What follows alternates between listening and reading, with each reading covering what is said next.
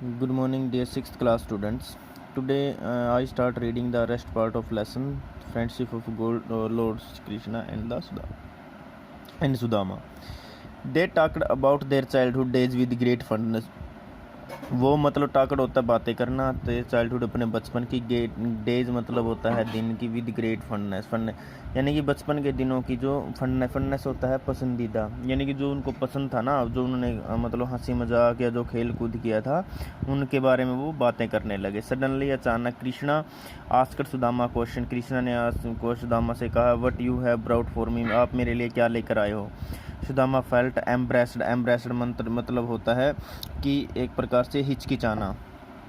जो सुदामा है उन्होंने संकोच महसूस किया। He was ashamed of the मिगरी होता है वेरी लिटिल यानी बहुत छोटा, गिफ्ट होता है तोहफा, यानी उसने वो बहुत शर्मिंदा था जो छोटा सा तोहफा वो लेके आया था। ही हैड ब्रॉड जो वो लेके आया था।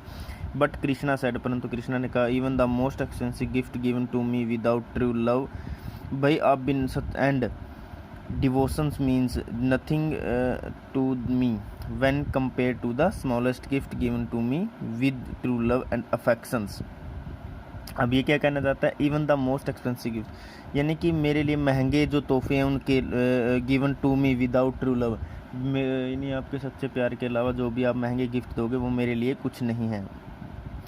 मेरे लिए सबसे महंगा क्या है, आपकी मित्रता है। And the devotion means nothing to me, और इसके बिना मेरे लिए क्या है, इसका कोई मीनिंग नहीं है। When compare to the smallest gift given to me with true love and affection, जो मुझे सच्चे प्यार और मित्रता के कारण जो आप मुझे गिफ्ट करोगे ना, तोहफा दोगे, छोटा सा तोहफा, वो मेरे लिए मतलब बहुत मायने रखेगा। ये नहीं कि अगर मतलब आप कोई कीमती सामान देंगे, हीरे जवाहरात या कोई ऐसे आभूषण जो मतलब राजा महाराजा एक दूसरे को देते हैं, तो ऐसा मतलब मुझे अच्छा नहीं लगेगा। यदि आप सच्चे प्यार से मुझे कोई छोटा सा गिफ्ट भी दे देंगे तो मैं मतलब स्वीकार कर लूँगा।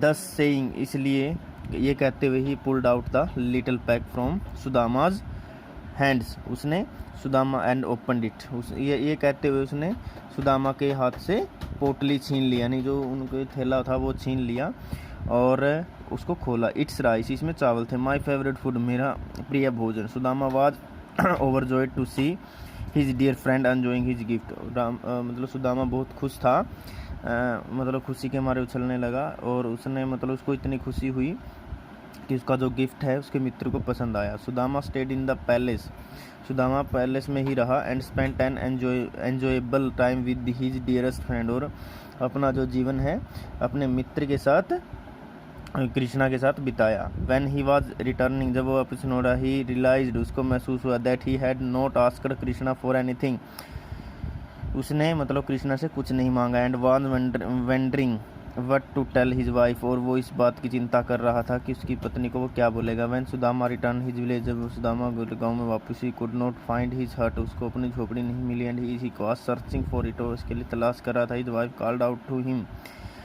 उसकी पत्नी ने उसको बुलाया। सुदामा वाज आउटस्ट्रक होता है मतलब कि शॉक्ड हो जाना, हैरान हो जाना।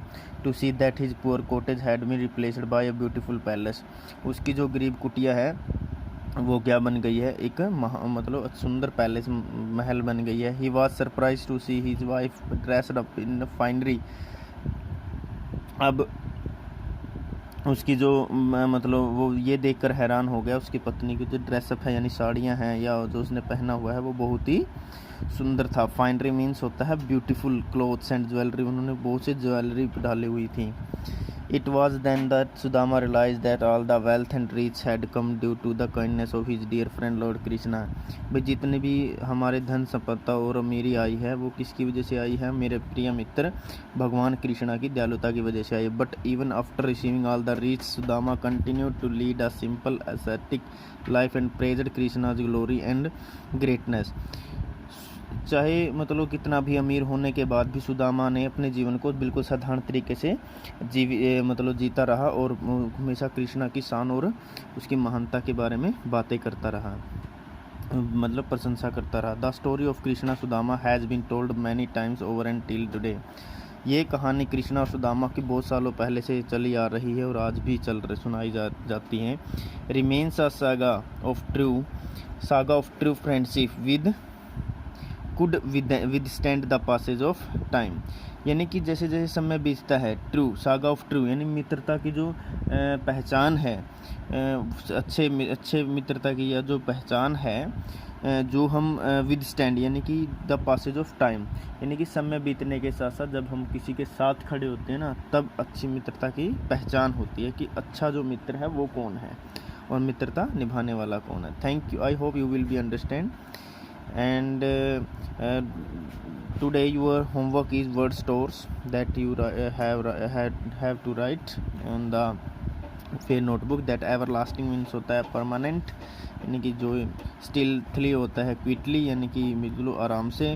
प्रोस्पेक्ट होता है होप फॉर फ्यूचर, मतलब उम्मीद, भविष्य की उम्मीद। एम्ब्रेस्ड होता है यानी कि हग्ड करना, यानी उसको गले लगाना। हॉस्पिटैलिटी मतलब होता है टू वेलकम अ गेस्ट, एक मेहमान को इसका स्वागत करना। फंडनेस होता है लाइकिंग यानी पसंद करना। मिग्री होता है वेरी लिटल।